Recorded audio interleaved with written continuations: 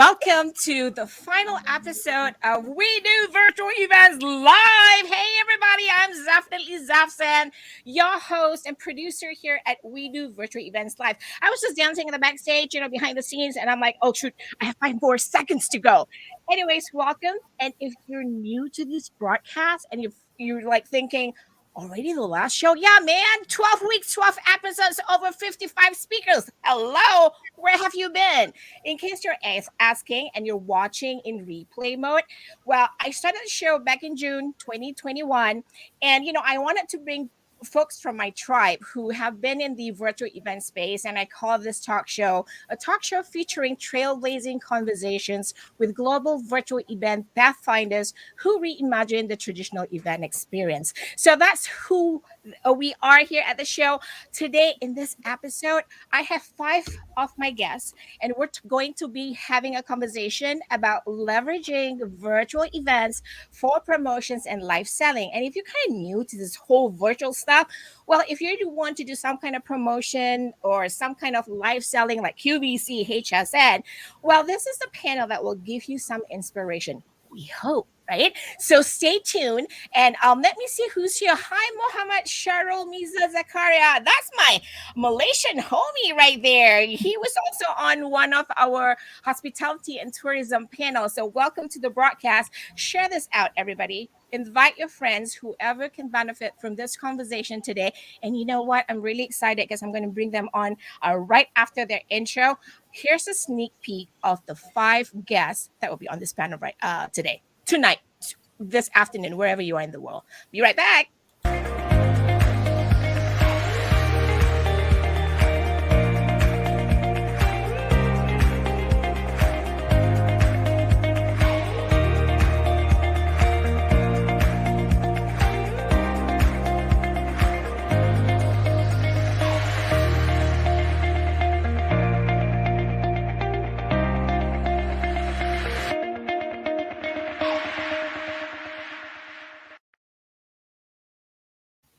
Boom, and we are right back, and you are watching We Do Virtual Events Live, and this is episode 12, the last episode of the series. Yes, and we are going to have a conversation with my guest today all about leveraging virtual events for promotions and live selling. And yes, this is a trade panel. We've had so many other panels, but I don't want to continue talking because I want to bring them on. But let me just quickly say hello to those who are joining us on the main live stage. Hi, Joe. Hi. I saw somebody else here. Joe, Adam, good to see you. Welcome to broadcast. So, folks, are you ready? We're gonna bring everybody on screen right now. Here we go. 3, 2, 1. Boom. Hi. Can y'all see? We're gonna be gentle with him. We promised him behind the scenes. We said, Chocolate Johnny, you're the only thorn among the roses tonight, this morning, wherever you are in the world. So we're promised, Chocolate Johnny, we're gonna be really, really, really subtle with you today. All right, so you guys have seen their intro. I'm just going to give them a chance to do a 30 seconds introduction. So Chocolate Johnny, why don't you start us off? G'day, everyone. My name's John Kapos, aka Chocolate Johnny. I'm a 3rd-generation chocolatier from here in Sydney, Australia, and I own a company called Perfection Chocolates and Sweets. We started back in 1939, and I've got the best job in the world. I'm the CEO of the company, and that's the chocolate eating officer. And through the power of live streaming, social media, digital marketing, I've taken our small, beautiful boutique business here in Sydney to a global brand. And I'm out there helping small business owners around the world navigate through that jungle of social media and live streaming. So that's me. Come and join me with some chocolate. Some sweetness. Lori. Absolutely. I'm Lori Pugh Marcum. I'm the events content director of the Path to Purchase Institute and retail leader. And we work with brands, retailers, organizations with helping consumers along their path to purchase of products, goods, and services. Boom. Angeline, aloha. Aloha from Maui. I'm Angeline Chu Longshore of Chu on This Media. This is a boutique media agency. And what we do is we help small business owners, but mainly emerging thought leaders and influencers, micro-influencers, to learn how to do branded content. And that's in the form of live streaming talk shows, episodic web series, DIY video, and anything that's branded content online. And I'm a former broadcaster from television news and live talk shows, and just regular talk shows, not live. And I moved to Maui, so I became an online entrepreneur in about 2014 and got into the live streaming space and put on some virtual events. And that's how I met Zeph. So that was a wonderful. That's how we all met, right? Some sort of a virtual event. Because the thing about the online world is we can reach people globally. And that's the difference. I'm in Maui and I have friends now all over the world. So this is so wonderful. Thank you, And this Zeph. is the beauty of it. Thank you for being with us here today. Rachael Green's in the house, y'all. I wish I have my bottle waddle. Does that work? A bottle waddle. What the hell am I saying? Water bottle. I made a sangria for you guys. Hi, everyone. My name is Rachael Green. I'm a virtual experience creator. I create virtual cocktail class experiences in the team building setting, corporate, client-facing events, enrollment events, and beyond. I love the virtual event space. I see the power in which we are able to connect globally, like Angeline was saying. And so in addition to my own virtual experience business, I teach people how to get into the space of creating their own virtual experiences with the things that they do in their lives with a program called Limelight. It's super fun. Everything is super juicy. So I'm super excited to be here. I love the live space. I love the ability to connect with audiences in a real emotional level within the virtual event space, even more so than just, social media in general. So happy to be here. Yep. Thank you for being here, Janice. Hi, everyone. And Rachael and I had met on Clubhouse well before this event. And Cameron Toth had actually met me on Clubhouse, which is how Zeph and I met. We met at Cameron Toth's event. And so the events world is a big circular world where we all meet each other. I'm here in Rhode Island. So again, we're all over the place. And my background is as a marketer, as well as sales and partnerships, and an entrepreneur, as well as a corporate person. So I have experience running events for various companies in numerous industries. Currently with a company that delivers augmented reality solutions for events. Awesome. So putting people, places, or products in your space and experiencing them when they're not really there. So yes. That's amazing. And that's, that's another topic for another day. We can have a whole new show about AR, right? Thanks, Janice. Well, for some of you who are brand new to the show and probably just catching this show and go like, who is Zeph? Like, who's Zeph? So basically, I am the producer and the virtual events creator for this particular talk show series. What got me started was this whole big discussion about virtual events, the new generation of virtual events, and that's how I kind of started, checking out all the virtual events platform. And I thought, my live broadcasting background was just the only way to do virtual events. Lo and behold, this year, I've discovered a lot more, avenues to kind of create really engaging virtual events. So that said, if you're watching this, I don't care if you're watching live or you're watching, on replay, we want to focus on the engagement, right? Building the relationship. So you see that comments underneath this video, wherever you are watching this video, engage with us, say hello, so we can say hello to you right back. This is how it works, folks. Hello. This is how we build relationships in virtual events. So that said, what's going to happen is the first 30 minutes of the show, we're going to have 2 questions and the panel will take turns to answer. And then the second half, we're going to have like a little bit of fun because I get to play Vanna White for half an hour because we will be playing a pinwheel game where we all ask questions and participate and engage and have a little bit more fun, right? So that's it. Let's get us all started here. Let's go to the first question, folks. The first question is, how does one leverage virtual events to create a bigger impact on promotions? Janice, would you like to get us started? Absolutely. And I think anytime you're promoting something, requires time. You can't just put something out there and expect people to buy it right away. And so virtual events are a great way to be a center point, and leading up to the event, being able to tell your story, start generating momentum and building your audience before the event, then using that event for your particular promotion, and kind of launching a promotion. And then after the event, following up with additional specials or whatever it is that you're using to kind of showcase what you're selling. So I think a virtual event is a center point that can be used to really drive additional sales on top of your retail presence or whatever you're selling. And very large sales often can't be done right at an event. So it's about building the relationship. And events are a great way to build relationships and meet people. I love that you mentioned that, because I think, especially, I'm sure you see this, and at the company that you work right now, because it's a company that actually focuses on engagement, right? It does take time. And what I'm experiencing outside right now when I see virtual events is that some of the folks who are the attendees don't necessarily know how to engage, right? So sometimes the promotion is just one way, because either the event host, event organizer, or whoever is in the live selling or whoever is promoting doesn't really know how to engage, right? So I'm going to kind of go to Lori for this question, because I think, Lori, you work with brands and retail companies who think about, like, how do we kind of create or produce virtual events that can get better results. Am I on the right note right there?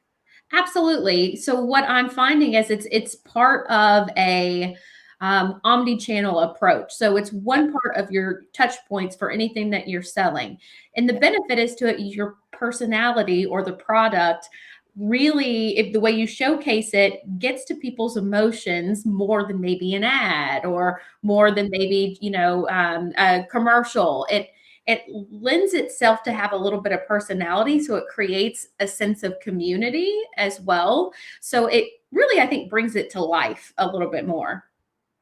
I love that you say that. And I'm going to have Chocolate Johnny weigh in on this, because when you talk about personality, and I love how Chocolate Johnny injects that personality in every of his live broadcasting when he's promoting. Oh, by the way, right? So Chocolate Johnny, go ahead. Yeah, I just go back to keeping it simple. When I started doing this, it all came by accident. When I was just like you said, I was showing my chocolate, and the next thing you know, people wanted to buy it, and I thought, well, wow, I can do this every week and have a product showing, and people will buy it. So I always tell people with this type of thing, please keep it simple. Start off slowly and show you, because you can show yourself. So people want to see you, and people say, oh, but I'm too afraid. People want to see you. People want to see your story. People want to hear you, and your product will sell just all by itself. I love that you mentioned that, because I think people, right? So in this virtual world that we actually live in right now, especially if we're thinking about promotion and live selling, I think what you've done great at is, Chocolate Johnny, is the fact that you've actually tapped into your personality and kind of figure out, like, how can I connect, right, with my audiences so that they kind of understand my language and I understand their language, just like what Lori was saying. And one of the big things, I think people are afraid to be like, just because they're on camera or they're in a main live stage, they go like, oh, because we see professional speakers who actually speak in rooms, and when they actually have to go live or a virtual event, they suddenly go like, what am I doing? Where am I looking at, right? So Angeline, as a broadcaster, what's your take on this? This is part of your history in the past. What's your take on this question? Well, I just want to address the part about being fearful on camera. In the very beginning of my business, I worked with a lot of people being fearful on camera because I was petrified on camera. And that's why I became a TV reporter. I know that sounds crazy, but I actually decided I'm going to get through that fear and just put myself in front of millions of people.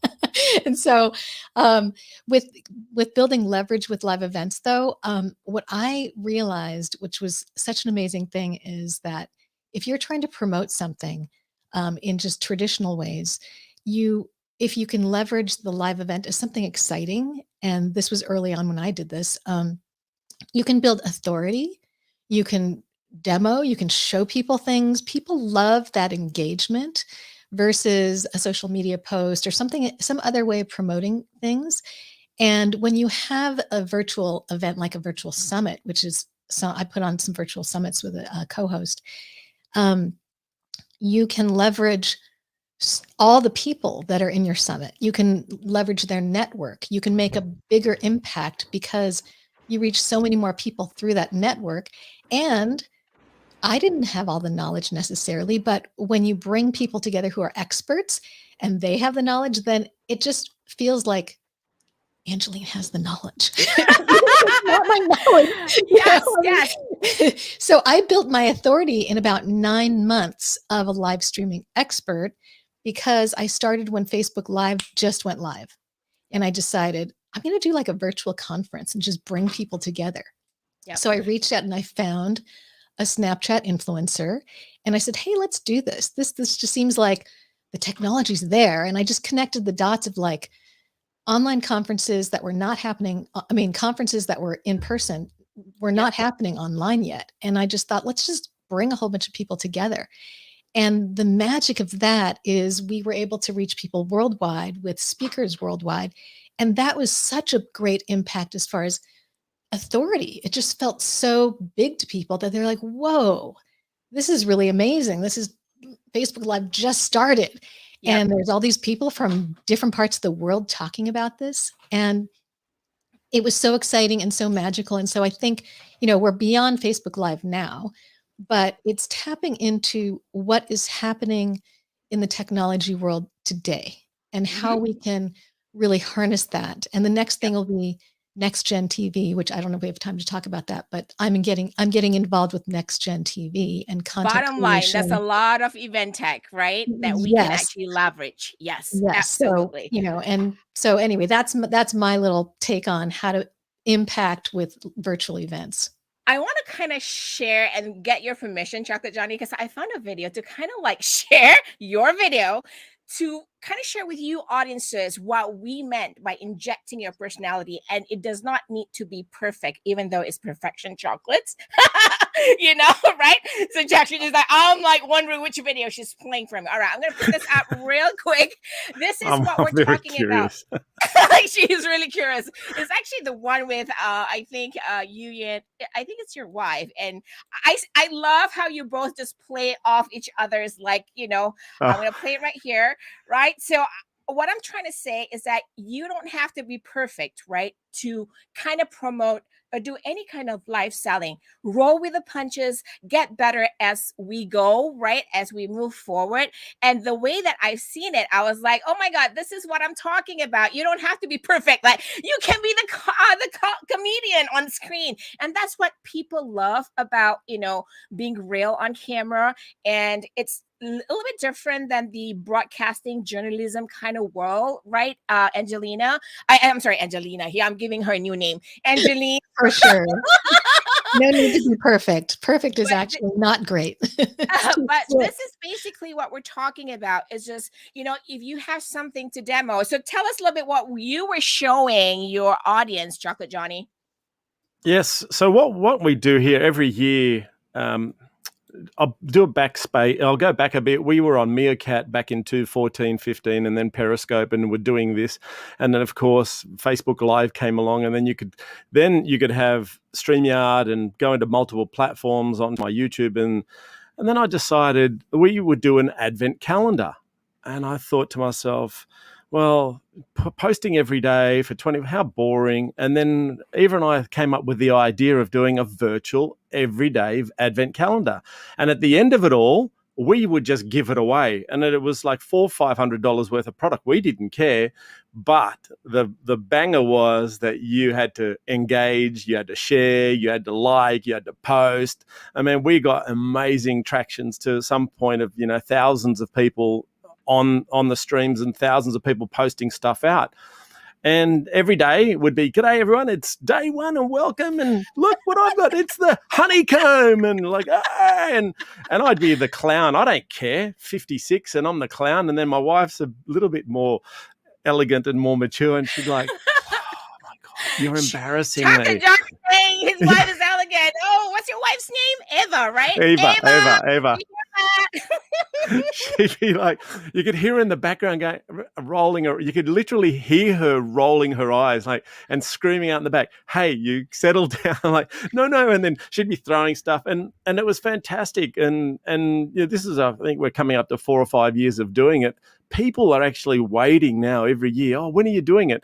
And I don't care that we're giving it away, but I can tell you the bottom line, the money coming in. And the truth is, we're all here to make money. You know, we need to live and grow and prosper. Fantastic. The orders just go through my team, my background, my behind the scenes team are like, oh my God, ching, ching, ching, ching. So give away $500, make them laugh for 30 days, build what I believe are the 3 things. Build the relationship first. Get on camera, build your relationship. That in turn builds the trust, because they see you, they love you, they feel you, they hear you, they see your passion. And I don't care what you're doing, you know, whether you're doing cocktails or you know, whatever you want, people love you. And then the business will they'll buy off you. You don't have to do anything. Absolutely. They'll just go, they ask you the question. They go, oh, can you tell me where I can buy? Well, I always say, Laurie, can you put it down in the comments, the Perfection Chocolate website? There you and go. Laurie goes, oh my God, yes, I'll do it for you, Chocolate Johnny. Yes, I'll do it for you. that Zev, participation, can you right? just tweet that out? And I'll, yeah. It's like, I love thank that. you so Love much. I love you guys. Thanks for sharing that, there you go. Johnny. I My love pleasure. that. For all of you who are watching and tuning in, whether you're watching live or on a replay, we are here on the last final episode of We Do Virtual Events Live, and we're having a conversation about leveraging virtual events for promotions and live selling. Just in case you're wondering, what are we, talking about? We're answering, the panel right now is answering this question: how does one leverage virtual events to create a bigger impact on promotions? And, Chocolate Johnny, I just had to share that video because sometimes when we talk about virtual events, people feel like they need to be like so, like proper, so elegant, right? And I'm like, no, just be yourself. I do also those, and I do the serious ones, and but I thought you were going to show the one where I dropped the iPhone in the chocolate tank. Like, I won't do that to you. I said I'll be gentle. Yeah. It's like everyone's we finally got the phone out, and all the comments was, "Oh my God, I've never been chocolate coated before." So I was doing and that one was a real serious one. It's like, "Hey guys, just wanted to talk to you about business and this," and then all of a sudden, blah blah blah, and everyone's engaging, and the next thing it slips out of my hand. Right into 100, 200. We're like hitting the buttons, trying to stop machinery. Like people are wearing gloves. Now you make us want to go find that video and put it on screen. No, anyways, please don't. I want to go to Rachel. And Rachel, could you share with us about your journey, leveraging virtual events for promotion? Because I know you have a great story. I want to hear how you got started with your classes, because for me, it was like mixology to online classes, and then you have your kits, and I'm thinking like, whoa, this is awesome. Yeah, I think that it's an interesting thing. I think what we tend to forget is we can lean into our own strengths in order to make money from nothing. I was able to turn a business from $0 into something that was making me loads of cash, and it was something that I was able to just do and just was natural at. It all started when I was back in March, and I saw all of my friends were posting a lot of really depressing things on Facebook, as a lot of us didn't know what was going on. So I was like, I'm going to bring a little sunshine in everyone's lives, because that's just how I do it. And what happened is I just decided to go on Facebook and went and streamed. Angeline, you probably love this. I decided to stream live on Facebook, teaching people how to make sour cocktails. And the first one that I did got like over 700-800 streams. And I was like, okay, well, I think I might be doing something here. So I started to do episodic series of it. And that's when I started to get asked to do personal parties. And as I was doing personal parties, I was like, well, how can I get into more of a business realm? So I got into B2B, then into team building and corporate events. And then at the turn of this year, I got into enrollment events. And that's when I really, really started to fall in love with a little bit more of a branding and marketing background that I came from in business to be able to show up in this particular way. Now I teach people how to intuitively use what they have to make money from literally nothing just by showing up as they are using video content. I'm going to show a little bit, if you don't mind, my screen, because I found a video of you two all dressed up and doing a show. She's like, oh my God, which video is this? Let's see. Well, this is so I'm going to show you a little bit of a sneak peek behind the scenes of, Rachael doing her thing. And look at her. She's all shiny. That was one of my first videos. So tell us a little bit about this video. What were you doing? And I love how you have. So folks, if you're thinking of doing anything like what Rachael is doing, or get some inspiration from this, do you see the bottom left of her screen? It says, tip me on Venmo, Rachael Green. Which, and I love that. I had to write that backwards in a mirror because it was the reverse. So I was like in a mirror, just like, how do I write? So I literally wrote that backwards so that it would, when it reversed. And then I figured out that you can actually reverse the screen. Was this for an event, or was this just a regular weekly show? Because I love that you actually put it on. When I say put it on, whenever I think about virtual events, folks, I think about like not only how, what the content is. I like to find a way to create environments that I can connect with my audience, so they're not like, ugh, right? And love how you actually are doing this, like you show up like you're at the actual event. Yes. So as I showed up as a thing. And honestly, and part of my mission is like, I wanted to be the Anthony Bourdain of cocktails. So how am I going to do that? Right. So I just got to be visible. At the end of the day, it comes down to visibility. Right. So I started to develop this dream, and that's when it really started to take off. And so, realizing that I could make money from streaming these things, which was really awesome, but also leveraging others' audiences to do so and building my own community, right? So in building our own community of people, like we did on Clubhouse, I got the Virtual Events and Experiences Collective Club with over like 17,000 people in it. And you get to build and cultivate this space.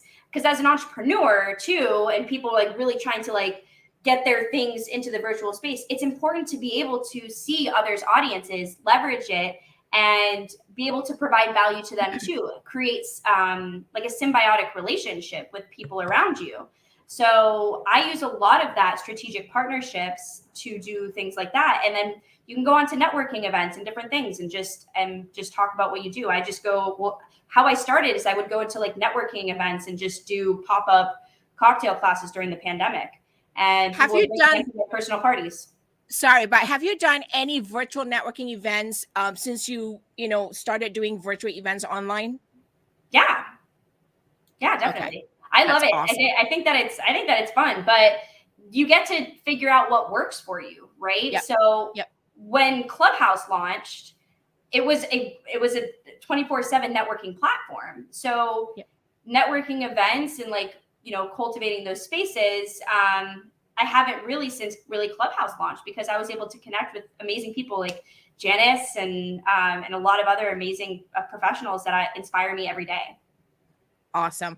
All right, folks, we'll be right back. I'm taking a 30 seconds intermission, and we'll be right back with question number 2. And we have a question from one of our viewers, and we'll put that up too. We'll be right back. Explore and discover with us why virtual events are becoming more essential to what you do and how you connect with the audience. How to choose the right type of virtual event for you. What kind of tools and resources are needed to produce your virtual event. How to pick the right virtual event service providers. How to monetize and profit from your virtual event. For more exclusive content, resources, and opportunities regarding virtual events, join our online community. All right. Welcome back. We are in the We Do Virtual Events live show, episode 12. Yes, the final one. But we are having a conversation about leveraging virtual events for promotions and live selling. And if you're doing any kind of promotions and live selling, well, this is the panel that means may be inspiring your next project, right? Next virtual events project. Right. Now, I want to go to question number 2 because we are actually a little bit behind time, but I do want to get this across because it's very important. So question number 2 is, what have you seen as the biggest resistance or challenge doing a live selling program or show? Angeline, would you like to start us off? Oh, you're muted. I'm back. Okay. Yes. So when I started doing virtual events, it was early on when there weren't a lot of really good platforms for that. So that was the issue then. But I think what another issue now, there's a lot that is helpful. So I think what's something that maybe the audience would want to know is how to get enough people into your event and in front of enough people, because when you put on these events, it takes a lot to put it together. You know, there's a lot of promotion. There's a lot to do. That's what Janice was talking about before. So it's a lot of energy. And Zeph, you know this because this is a 12-week, 54 speaker show. I mean, series. So you have put so much work into this. And so it's thinking about how you can harness like every single possibility to get in front of as many people when you are doing these events. And for us way back then, there really weren't there, like I said, that there weren't a lot of platforms. So we took Facebook and we decided, well, we want to try to target our audience and really speak to people that we know this is going to matter to. So I think that's where you start, is figuring out who are you speaking to, who will really want what you're offering in the big picture down the sales line. Yep. And we decided that to find a few thousand people that are in a group would be the easiest way to live stream to them this whole event.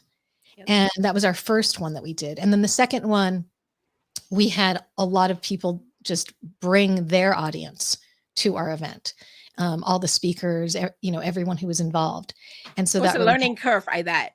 Yes, and this was 2014. I mean, 2015 and 16. So I know that's probably old hat by now, but at the time, that's how it was. So I think, take away from that is, today is think about those things of how, ask yourself that question: how am I going to get as many eyeballs into my event at that moment where I've spent so much energy bringing this together?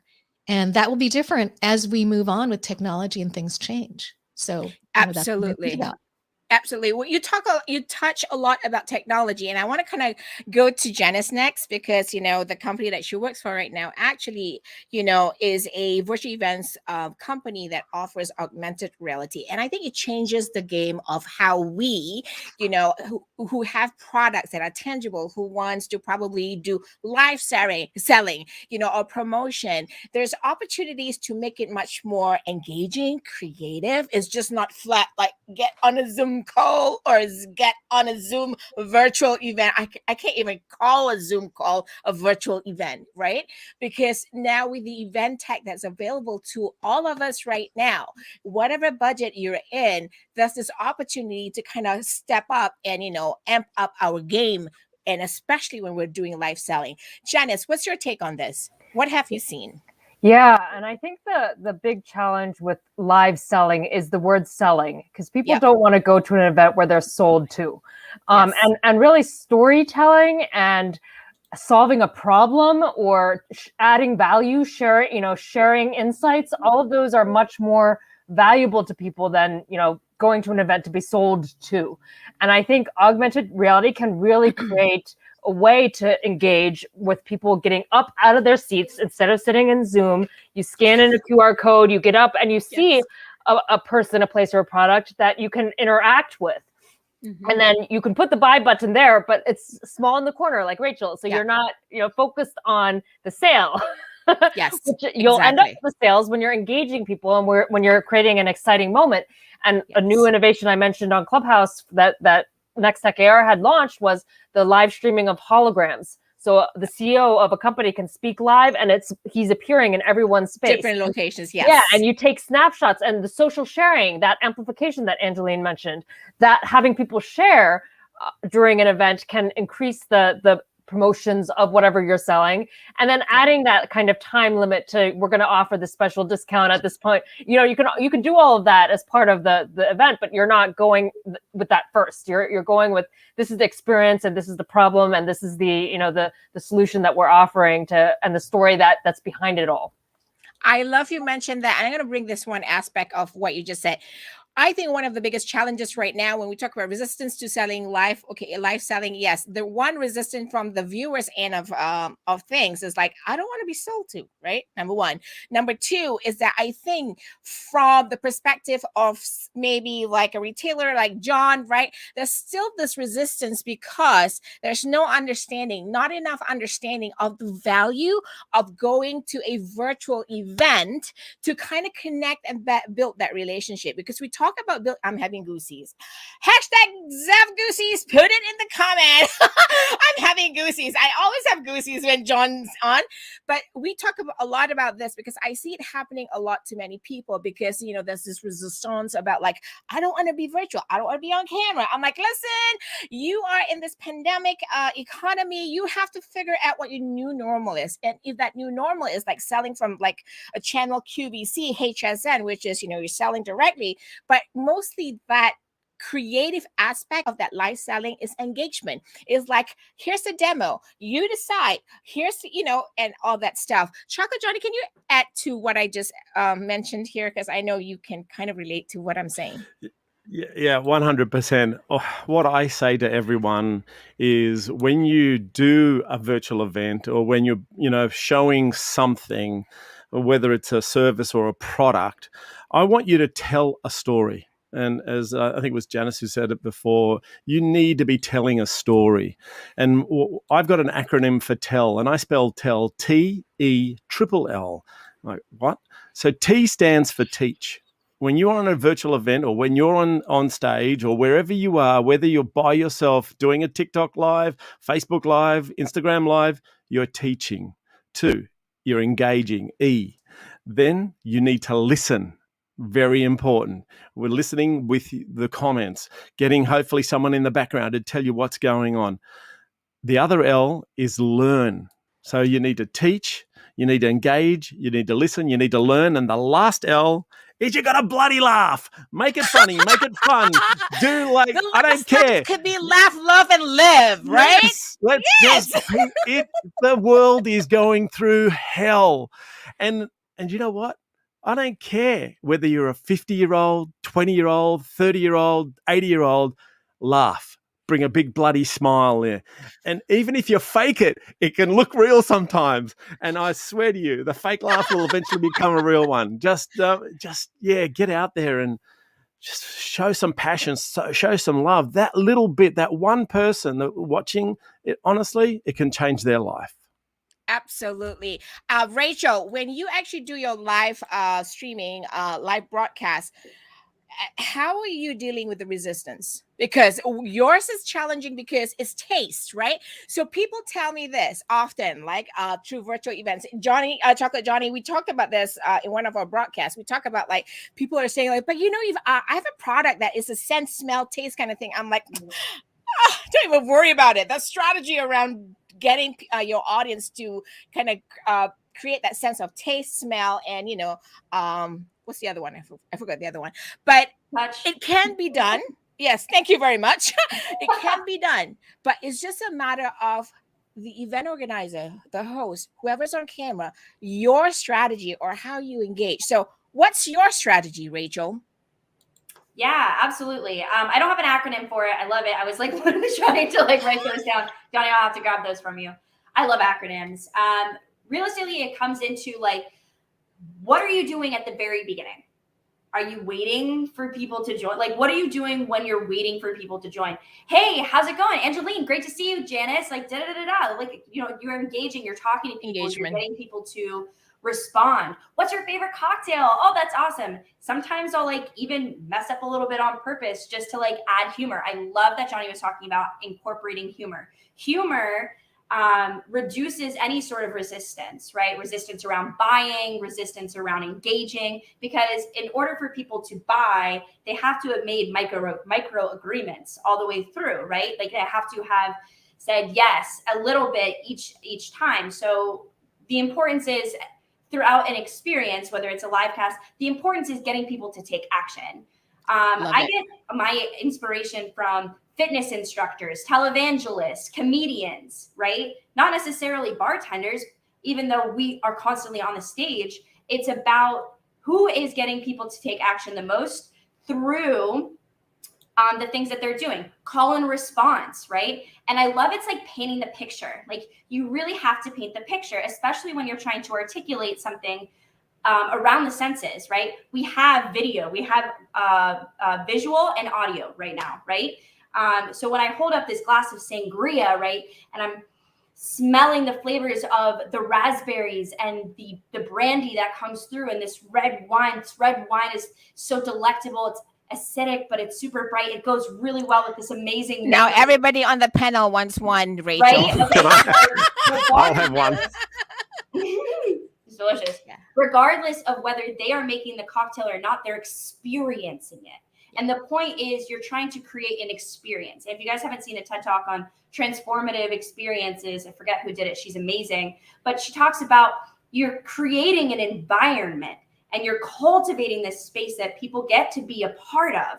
So when you create these spaces, believe in them. Believe in the spaces that you're creating, because people will buy into it. They want to have that feeling more often in their experience in life, right? So if you're selling a program, if you're selling a chocolate, if you're selling a cocktail experience, it doesn't matter, because they want to experience what that is. Johnny was talking about storytelling. So is Janice. Like these things are vitally important to paint the picture of why they need it and want it, so that you don't have to sell it. All you have to do is recommend it. Boom! Mic drop! Everybody listening, take some notes. All right. Thank you. Oh, woohoo! Right. You all know that we can bring this on, right? We're all lit people. Anyways, Lori, I would really love to hear what you have to share from your experience. Working with retailers. What kind of resistance are you seeing? Well, I actually am going to give this example to my previous job. I was head of meeting innovation at MPI, which is an association for meeting planners. And one of the events that we did was right in April of 2020, where the whole world basically was on lockdown. And we had in the previous 2 years done a 12-hour virtual event. We normally would only get, I know it's insanity. Wow. Insanity. And I served as host for that first year with a co-host, actually the first 2 years. And we normally would have, in a non-COVID year, we would have about 800 people. That year in April of 2020, we had 11,000, and 70% of them were non-members to our association. So we talked about community, the reasons why, the value. The reason I'm bringing up this example is because the following year, it's what are you going to do better? What are you going to do next? You have to be completely, continually evolving and improving. Yes. We've come so far in terms of, as an attendee, what we expect out of something, what we want, what is new, what is different.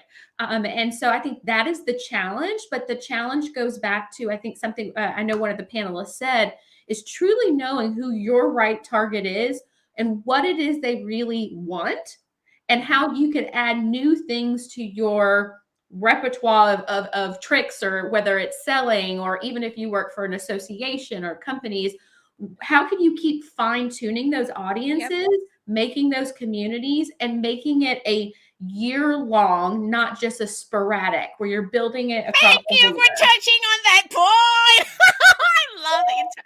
Yeah, I love that. And sorry that I was just so excited I jumped in, because I saw the relevance in the point that you made, and I talk about this a lot.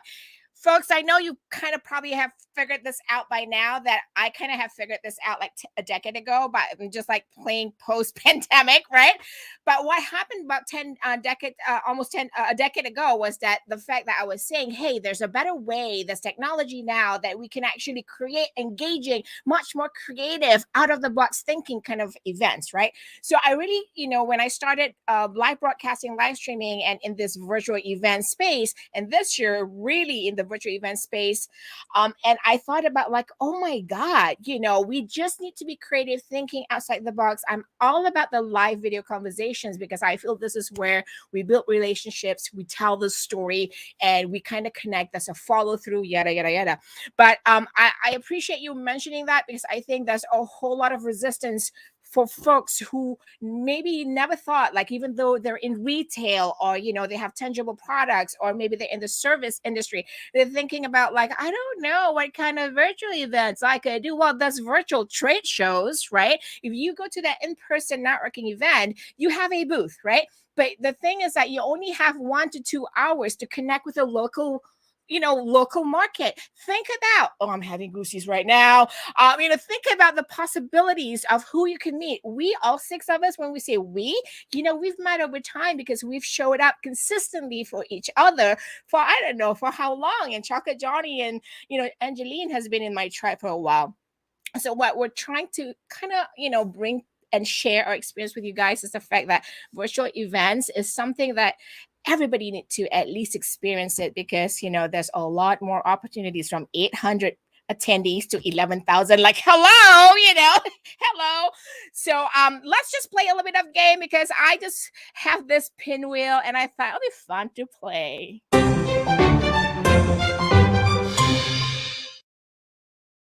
Boom, I get to be Vanna White for 2 seconds. No, I'm just kidding.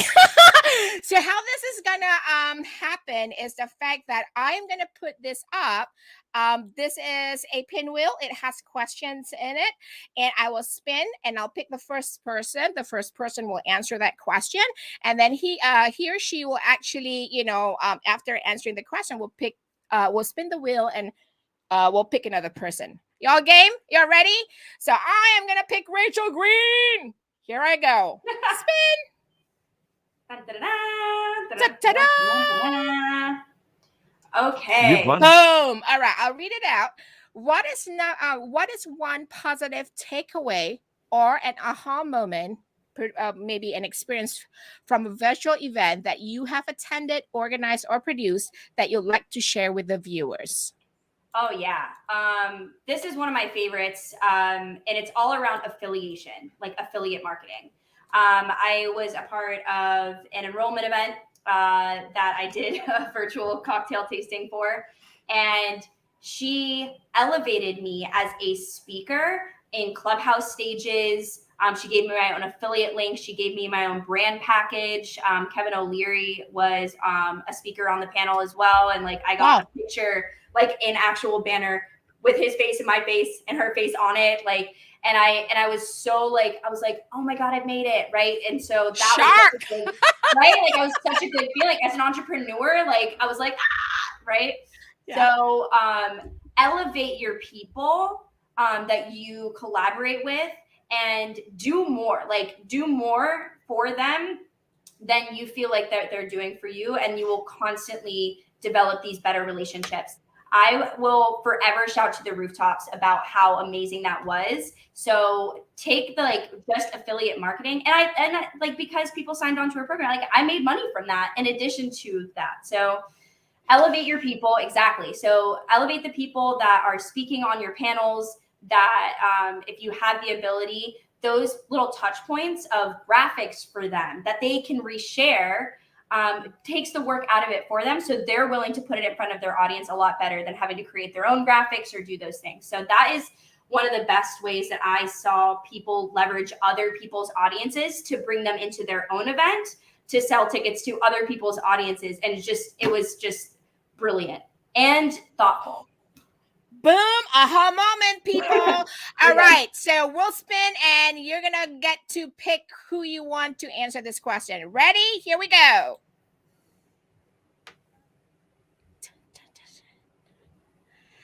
All right. Rachel, would you read it and pick the person to answer the Name question? one high Absolutely. impact promotional idea for virtual events that can lead to more sales. John's reading it for me. Oh, sorry. Oh, no, Rachel. Name one high impact promotional idea for virtual events that can lead to more sales. And I'm going to pick my friend Janice right here. I feel like She's like, oh. Wait, and you took the question down. So Okay, I want to put it up again. Was it? Name one high impact impact promotional. And there's a reason why, because you brought this up to me before about one that you use. But name one high impact promotional idea for virtual events that can lead to more sales. I'm curious what I told you, Rachel, because I'm talking about experiential, like the experiential products that you can do in like the augmented reality space. I thought was just like one of the coolest and super high impact way for people to experience products. Yeah, and I do think, well, yeah, and I think when you do embed, so that is one way. Like if you were to embed augmented reality in the way you're presenting your product, it increases conversions, it increases, sales, it reduces return rates, especially if you wanted to put a lamp in your space and see how it looks. So you get people to try on glasses and. Oh, I love augmented reality. Yeah, before you buy, you try it before you buy in your own home. So that is definitely one tactic. I was also thinking other events I've run where you do kind of a flash sale or the QVC method, but that is something that also works sometimes. I'm glad you mentioned about the AR, right? Because I remember when I sat through the demo with you for Next Tech, and I remember this. This is Zeph, just like thinking it's just live streaming platform. Okay, let's do a demo. I'm like, okay. Then she goes like, scan that QR code. I'm like, okay, scan QR code. And then it was a Tesla. And she goes like, okay, go put it into on one of your, your space in your house. And I'm like, okay. She says, scan it. I'm like, okay, scan it. Now, do you see it on your screen, like the car in your house? I'm like, yeah. And she says, now open the door and walk in and check the dashboard. And I'm thinking like, wait, what? So I think that's really high impact because I'm thinking like, my mind was just like swirling at that time because I'm thinking like, oh my God, if somebody who wants to move from Italy to the US or to Sydney, and if they want to walk through a space to buy a house, right? I'm like, oh my God, this is awesome. You can do travel expo, you can do, car expo. So that just kind of gave me goosey. So thank you for saying that. And the human hologram too. So like we have supplements where the human pops up out of the pill and the nutritionist tells you what's inside. I mean, so all those things that like beyond just the product, you're adding the story with holograms and creating immersive spaces where you can tour the store and be in there when you're not really there. So yeah, that is definitely. It's amazing. Technology is here. Like, hey, I don't need to put pants on. I'm here. You didn't even have to shower. I don't care. You showed up, right?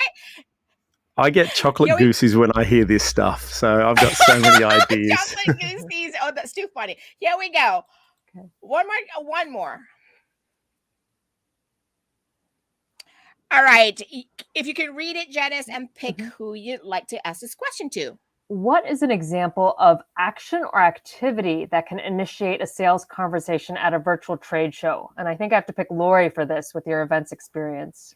Yeah. So my favorite one, I have to say, sometimes I'm not a huge fan of virtual trade show booths because it is hard to drive people there, right? That's actually one of the biggest challenges, I think, for people. So instead, I actually like to use, I don't know, am I allowed to say platforms here? Other platforms? Is that allowed? Okay.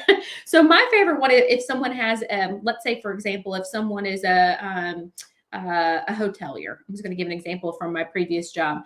And we want to lead a conversation. We would use a platform kind of like Remo, where it's tabletop conversations. And that's more thought leadership, or they say, tell me a problem that you're having and see if I can help you find a solution, even if it's not with me and my company. What is your goal? How can I help you? Or you're actually working together to solve some sort of larger industry-wide problem. So more thought leadership.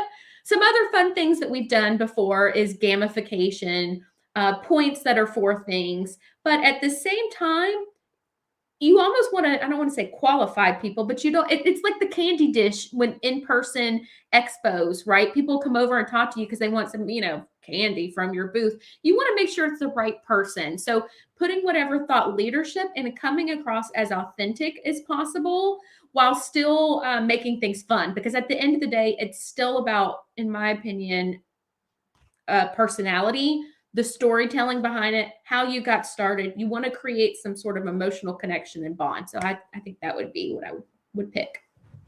Love it. Wow, that's a lot of information nuggets we dropped down tonight. I just want to put this out because one of our viewers asked a question. I would love to kind of get your take on this. Everybody, a quick maybe minute, go around the room. So the question is, too many virtual events happening right now. My question, how to make your virtual events stand out and drive more people to join them. Does anybody want to get us started here or answer this question? I just Go have ahead, one. Angeline. I just have one thing to say is that it's not so much about the masses of people that you want to bring to your event, because you really want to target those people that will be helped by your product or really desire your product. And so to me, I think we haven't mentioned empathy, to really Oh my God. empathize, so to sink into who is this person? What kind of Rachael experience do they want to have? How am I going to create this space, the vibe of the space, the interaction, the tone of every single thing that we do with them prior to, during, and after, that they will feel like this is just for me. This was made for me. How can I not go to it and tell all my friends that I know would love this? And so then I found with that, you just get people like ding, ding, ding, ding. Yes, yes, yes. Because it's like, they feel like, how is she reading my mind that I just needed this right now? So I think coming into that space of really contemplating the empathy, like, I don't know if that's hard for people, but empathizing, not what you think will be the greatest and the most splash and, what has been done before. I think what happens for me personally is that if I come into that empathetic space, I realize the things that are not being done to meet those needs in virtual events and in person, and however it happens, where you follow that after that virtual event and you do the things that they actually say, whoa, this person took care of me. They really care. Oh my God, I'm having It's goosies. not, so it is about selling, but it's about helping. Yep. And understanding your person. At the end of the day, it's a person.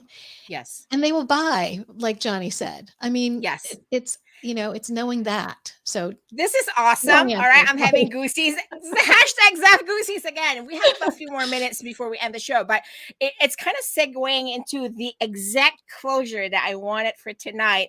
And I'm going to put Chocolate Johnny on. But here's the thing. Before I'll go to Chocolate Johnny, because he wrote this letter and we had a conversation, like I think last week or something. He kind of shared a little bit of a story, what he did with a letter with his community. And Rachael, and I think everybody on the panel today mentioned a lot about, engagement takes time for promotion and live selling. You got to kind of harness that relationship. Oh, I'm having Zaf Goosies, because we talk about relationship. At the end of the day, when we actually leverage virtual events for promotions and live selling, because that's the topic we're talking today. At the end of the day, the relationships that we built, the trust that we built, right? Wherever you go, I follow, right? So Chocolate Johnny has done that so well. And I've also learned a lot of things from you, Chocolate Johnny. And I would love for you to share what you did with this story, because I want to end this 12-week, 12th episode. I'm getting just these goosies because I know the content of the story and what he did, especially for your community right now, and especially for anybody in the world right now who's just going through a hard time with the pandemic economy. So I'm going to let Chocolate Johnny kind of share that story and we will wrap up after that.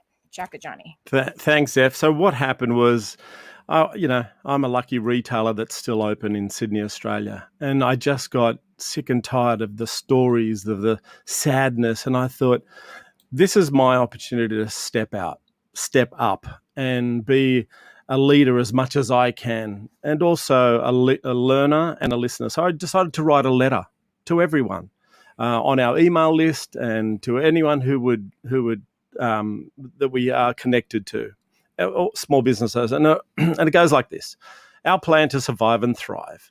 As a small business owner based in Rose Bay, Sydney, I'm reaching out to you, our wonderful customers, potential awesome new customers, and of course to all my fellow small business owners around the world. I'm here to let you know our survival plan through this challenging time that we are all facing. Perfection Chocolate started back in 1939, and from my great uncle and later my parents, and now I'm the third generation here with you today. When my family started back in 39, we had nothing other than passion, outstanding customer service, pure guts of determination, and the love of creating a beautifully handcrafted artisan product with a unique taste of European culture for you. My vision was to continue to create a luxury artisan chocolates and a sweet business for you to enjoy here every day. Over the years, we had some serious competition from overseas companies with deep pockets and substantial marketing budgets, and some of our competitors and even some of our ex-employees copied our products and sold it to Australia. But our family never gave up. We are now faced once again with another challenge. Many small businesses, including us, are struggling with this second lockdown here in Sydney. Still, I refuse to see Perfection Chocolates, a small family business I've put all my energy and my being into, go under. My Perfection Chocolate team is our family, and they are essential to me and the Kapos family. They are the ones who keep our business going. They share in the love and the passion for our customers and products. They have families. They all are worried too.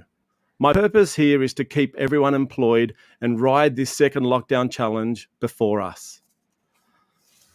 I want to share with you my survival plan to make this happen, and I just wrote a few tips. I'm still purchasing Australian ingredients, but also supporting products from around the world.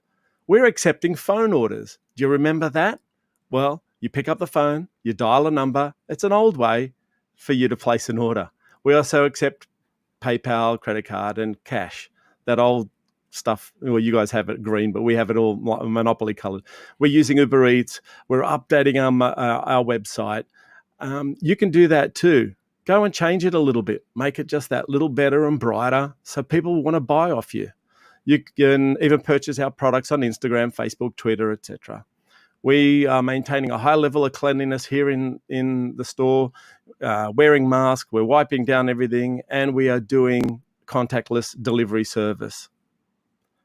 Our retail store is open and still providing that one-to-one excellent customer service, and we always give you, our dear customers, that great retail experience, no matter the challenges.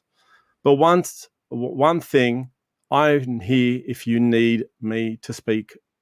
If you need to speak to me personally, I'm available here anytime.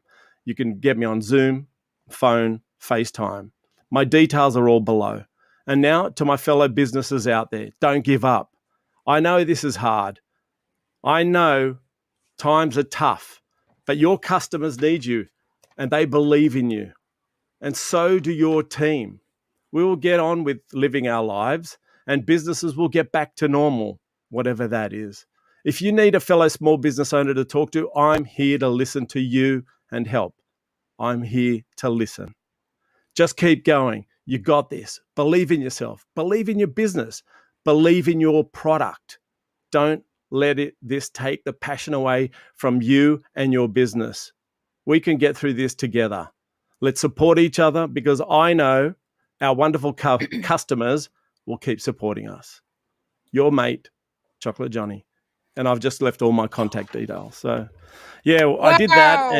And I did that out of my heart and my soul. And I've got to tell you, I've never, ever had an email or a letter or a newsletter responded.